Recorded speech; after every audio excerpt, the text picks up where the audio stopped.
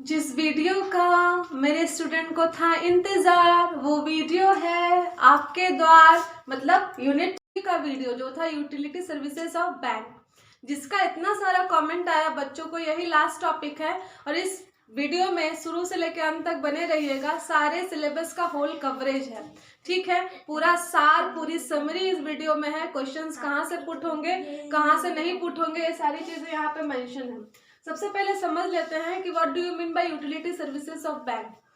थोड़ा फास्ट करूंगी, under estimate मत करिएगा, इसको भावनाओं को समझिएगा, क्योंकि वीडियो को ज़्यादा से ज़्यादा क्या करना है, सारे कंटेंट को कवर करना है, तो इसलिए थोड़ा फास्ट बोलूँगी, समझना। लेकिन क्वालिटी में कोई भी कॉम्प्रोमाइज़ नहीं होगा, ठीक है।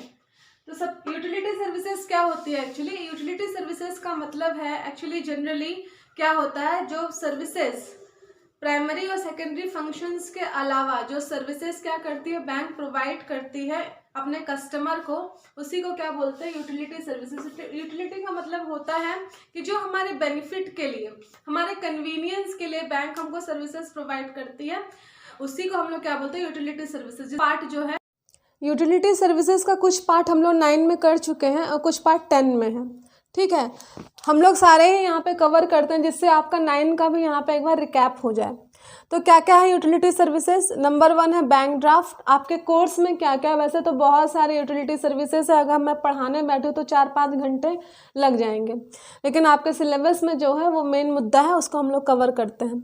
बैंक ड्राफ्ट, बैंकर्स चेक, ई बैंकिंग, RTGS, NEFT, ECS और EFT, कोर बैंकिंग।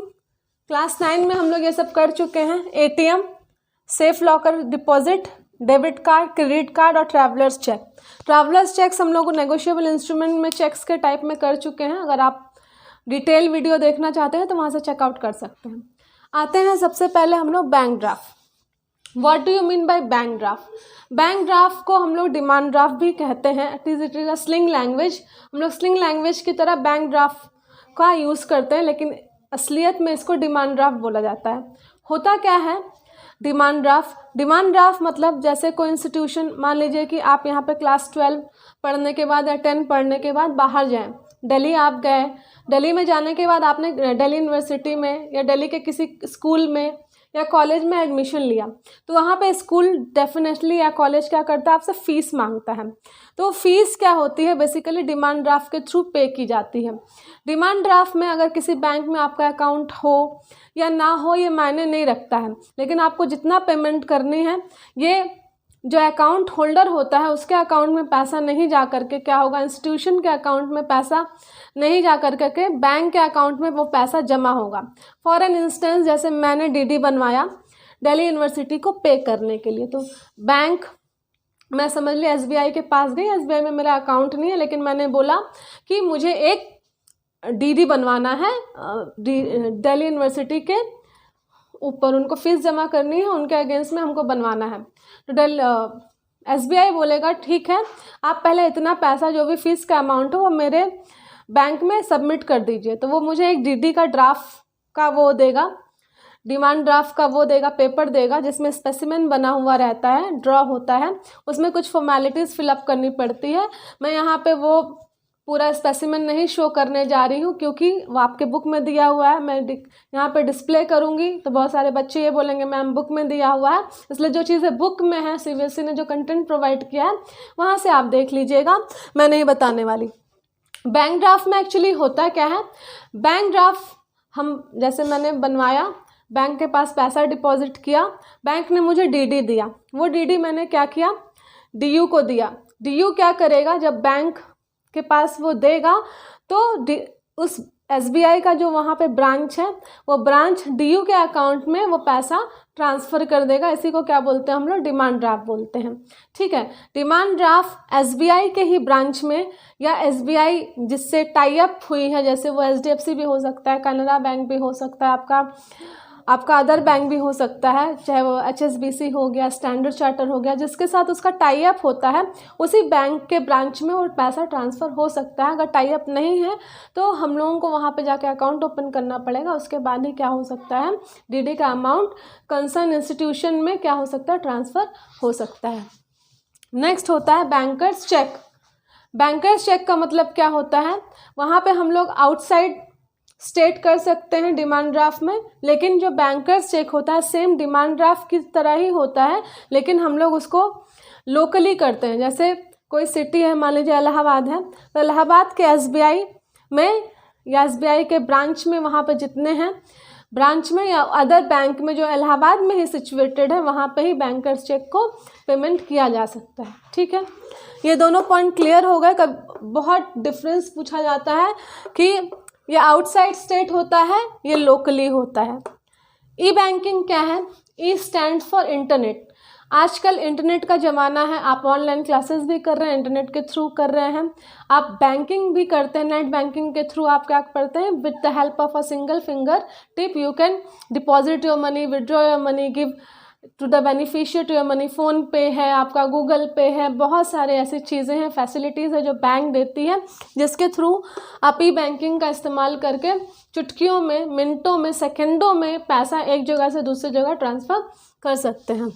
नेक्स्ट आता है आरटीजीएस। आरटीजीएस का जो आरटीजीएस में क्या होता है, सबसे पहले आरटीजीएस का फुल फॉर्म समझते हैं। ऊपर का मैं रब कर दे रही हूँ क्योंकि ये एक्सप्लेन करना है, अच्छे से एक्सप्लेन करना है। आरटीजीएस का फुल फॉर्म होता है रियल टाइम ग्रॉस सेटलमेंट। यहाँ पे दो चीज़ें बहुत ज़्यादा इंपॉर्टेंट है, रियल टाइम और ग्रॉस सेटलमेंट। इन दोनों को समझ लेते हैं। आरटीजीएस उन्हीं बैंकों में पॉसिबल है जहाँ पे सीबीएस फैसिलिटी होती है। सीबीएस फैसिलिटी आपका 7 नंबर पे है, लेकिन मैं पहले ही बता देती हूँ। कोर बैंकिंग, कोर बैंकिंग को हम लोग सीबीएस भी बोलते हैं।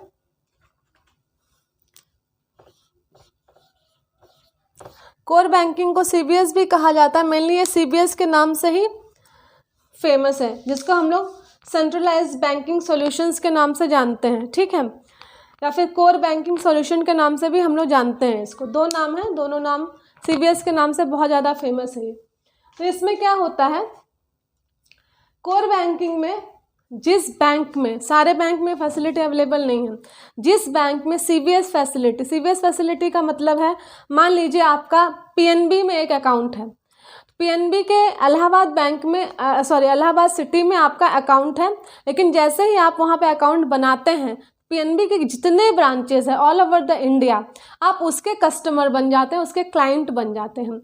तो आप कहीं भी जा कर के पीएनबी में ट्रांजैक्शन कर सकते हैं। अगर आप तमिलनाडु जा रहे हैं तो वहाँ के भी पीएनबी में अगर सीबीएस फैसिलिटी है, वहाँ भी इजीली जो कोर बैंकिंग होता है, कोर बैंकिंग का मतलब क्या होता है, जो प्राइमरी फंक्शन ऑफ बैंक होता है उसको कंडक्ट कर सकते हैं। वहाँ पे आपके साथ वैसे ही ट्रीटमेंट किया जाता है जैसे कि आप उसी के कस्टमर हो, तमिलनाडु के ही कस्टमर हो, तमिलनाडु पीएनबी के ही कस्टमर हो। क्लियर? कोर बैंकिंग समझ में आ गई है। कोर बैंकिंग बहुत कम बैंकों में फैसिलिटी इंडिया में अवेलेबल है, लेकिन जिस भी बैंक में है तो उसी के कंसर्न ब्रांच में ही आप जाते हैं, तभी जा कर के आप वो फैसिलिटी अवेल कर सकते हैं। नेक्स्ट है आरटीजीएस। जिन जिन बैंकों में कोर बैंकिंग सिस्टम होता है वहीं वहीं पे आप आरटीजीएस लगा सकते हैं।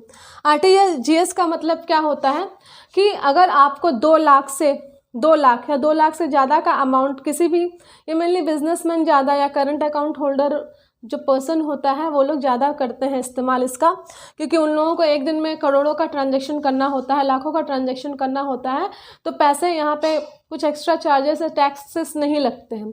तो आरटीजीएस के थ्रू आप एक अकाउंट से दूसरे अकाउंट में ईजिली विदिन अ 24/7 क्या कर सकते हैं, पैसा ट्रांसफ़र कर सकते हैं। और यहाँ पे एक फैसिलिटी है रियल टाइम, मतलब अगर आप 11 AM में पैसा जमा करते हैं सीबीएस के थ्रू या आरटीजीएस के थ्रू, उसी समय 11 AM को ही जिस भी कंसर्न अकाउंट में आपने पैसा ट्रांसफ़र किया वो पहुँच जाएगा।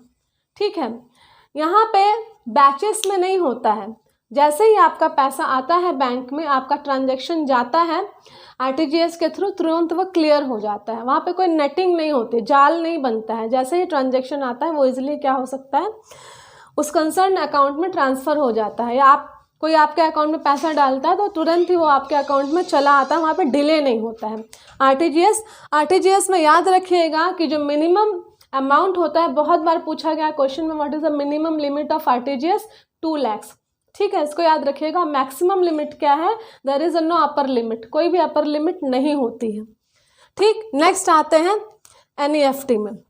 एनईएफटी भी क्या होती है, एक तरीके के, ये भी इंटरनेट फैसिलिटी ही है, ये इंटरनेट के थ्रू ही होता है।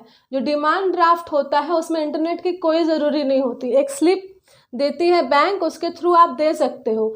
जो लोग इंटरनेट की सुविधा आज भी नहीं यूज़ करना चाहते हैं या उनको खतरा लगता है, खतरा महसूस होता है, तो वो लोग डिमांड ड्राफ्ट का यूज़ करते हैं। लेकिन इन सब चीज़ों के लिए इंटरनेट फैसिलिटी होना ज़रूरी है और नहीं भी ज़रूरी है। जो लोग स्लिप के थ्रू, आरटीजीएस की भी स्लिप मिलती है जैसे डिमांड ड्राफ्ट की होती है, तो इंटरनेट की फैसिलिटी के बिना भी आप आरटीजीएस कर सकते हैं, और इंटरनेट की फैसिलिटी है तो तुरंत ये काम हो जाता है।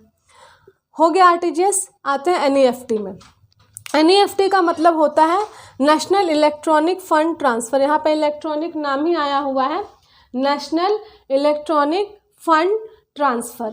मतलब यहाँ पे भी क्या होगा, विद इन 24/7 आपका पैसा एक अकाउंट से दूसरे अकाउंट में चला जाएगा। लेकिन यहाँ पे कोई ऐसा लोअर लिमिट या अपर लिमिट नहीं होती है। लेकिन किसी किसी बैंक में इस अमाउंट को 25,000 के करीब रखा गया है। लेकिन अगर आप 2,000 रुपया भी या 20,000 रुपया या 5,000 रुपया भी एक अकाउंट से दूसरे अकाउंट में ट्रांसफ़र कर सकते हैं, एक अकाउंट से दूसरे अकाउंट में, तो क्या होगा, आप एनईएफटी का यूज़ कर सकते हैं। लेकिन यहाँ पे जो सेटलमेंट होता है वो बैचेस में होता है।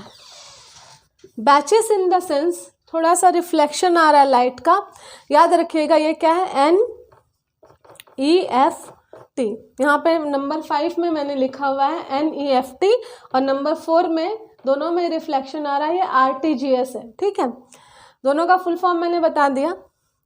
एनईएफटी में बैचेस में क्या होता है, ट्रांजैक्शन का सेटलमेंट होता है। अब बैचेस क्या है, वहाँ पे तो जैसे आरटीजीएस में क्या हुआ, जैसे आपका 11 बजे आया, 11 बजे ही आपका पेमेंट क्लियर हो गया। लेकिन यहाँ पे क्या होता है, 11 बजे से 12 बजे तक आप जितना ट्रांजैक्शन करते हो उसको एक्यूमुलेट, गैदरिंग कर ली जाती है। उसके बाद क्या होता है, फिर एक एक ट्रांजैक्शंस को क्या किया जाता है, उसको सेटल कर दिया जाता है, उसको शॉर्ट आउट कर दिया जाता है। तो यहाँ पे नेटिंग होती है। नेटिंग मतलब जाल सा बन जाना।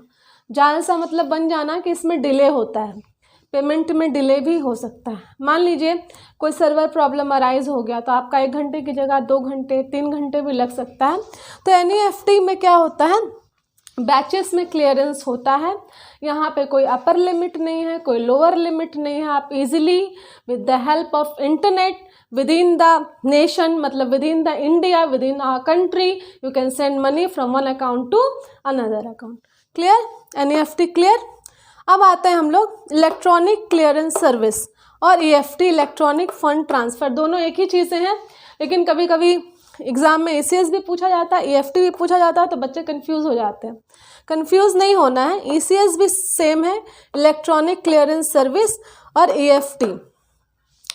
ईएफटी या इलेक्ट्रॉनिक क्लियरेंस सर्विस 2 होता है,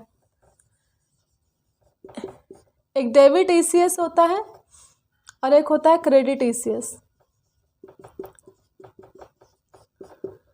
मेनली इस सर्विस का काम क्या है, मान लीजिए हमें किसी एम्प्लॉय को सैलरी देना है, किसी वर्कर को वेजेस देना है, किसी इंस्टीट्यूशन में वो काम करता है, किसी फैक्ट्री में वो काम करता है, तो हम लोग इस पर्टिकुलर जो यूटिलिटी सर्विस ऑफ बैंक है इसको यूटिलाइज करते हैं। ये डेबिट क्रेडिट का क्या इशू है, क्रेडिट का मतलब होता है हमारे अकाउंट में पैसा आना। ठीक है, हमारे अकाउंट में पैसा आना, ईसीएस डेबिट। जब हम लोग सैलरी किसी एम्प्लॉई के अकाउंट में डालते हैं तो हम लोग ईसीएस क्रेडिट का इस्तेमाल करते हैं। या फिर हम लोगों को अगर इलेक्ट्रॉनिक बिल पेमेंट करना है, कमीशन किसी को देना है, या रेंट देना है, इलेक्ट्रिसिटी बिल देना है, ठीक है, तो इन सब केसेस में इंश्योरेंस प्रीमियम देना है, तो इन सब केसेस में क्या होता है, हम लोग ईसीएस डेबिट का इस्तेमाल करते हैं। ईसीएस डेबिट के थ्रू क्या होता है, हमारे जितने भी खर्चे होते हैं वो डेबिट हो जाते हैं, वो पेमेंट कर दिए जाते हैं easily with the help of this particular system.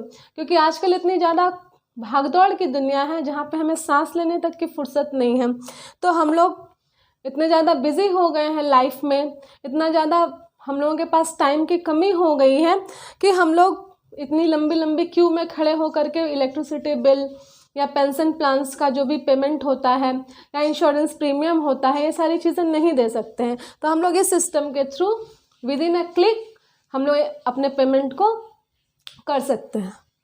Core banking मैंने बता दिया, इसलिए यहाँ पे कोर बैंकिंग नहीं करती हूँ।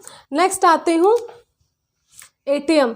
एटीएम क्लास 9 का पार्ट है। यहाँ पे क्विक रिवीजन कर दे रही हूँ। बच्चों याद रखिएगा, क्लास 9 के जो भी सिलेबस है उसको आप लोग पढ़ के जाना, ठीक है। आप लोग पढ़ के जाना, जैसे बैंक क्या होता है, टाइप्स ऑफ बैंक क्या है, कमर्शियल बैंक वगैरह मैंने पढ़ाया था क्लास में। और 9 के लिए भी मैं सेपरेट वीडियोस या सेपरेट एक चैनल बना दूंगी।